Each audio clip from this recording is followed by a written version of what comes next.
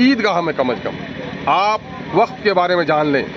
वक्फ क्या है, वक्फ फी सबीलिल्लाह क्या है, वक्फ बाई डीड किसको कहते हैं, वक्फ बाई यूज़र किसको कहते हैं, इसकी जानकारी ले लीजिए।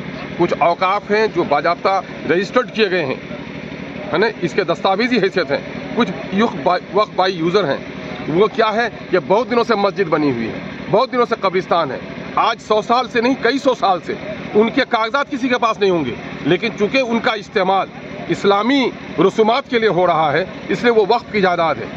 ये ईद की पेशगी मुबारकबाद भी देते हैं अहले वतन को, और बिलखुसूस हम इस वक्त हिंदुस्तान भर के जो हमारे ईदगाहों के इमाम साहिबान हैं, हम उनसे मुखातब हैं। हम आपसे गुजारिश करना चाहते हैं कि इमाम साहिबान, ये हमारे इमाम बारे, हमारी मस्जिदें, हमारे कब्रिस्तान, हमारी खानकाहें, ये बेशतर औकाफ की ज़मीन है, और इस वक्त वक्फ के नाम पर एक मुसीबत आई है। 2024 का जो अमेंडमेंट बिल है, वो वक्फ पर एक नंगी तलवार है। वो मुसलमानों के गर्दन पर ही नहीं, बल्कि हिंदुस्तान की आइन पर और हिंदुस्तान के हिंदू मुस्लिम मोहब्बत की फ़िज़ा पे एक लटकती हुई तलवार है।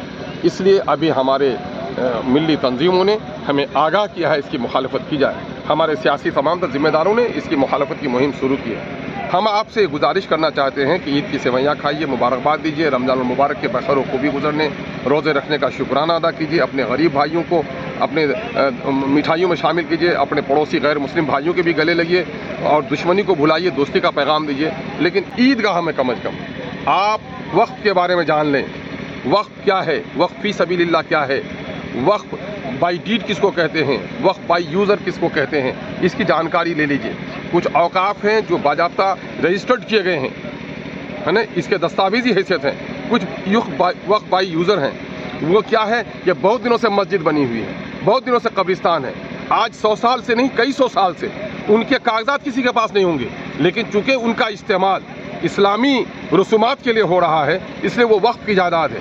हर कब्रिस्तान फी नफ्स ही वक्फ है, हर मज़ार फी नफ्स ही वक्फ है, खानकाहें वक्फ हैं, ईदगाहों की ज़मीन वक्फ है, इमाम बारे औकाफ की ज़मीन है।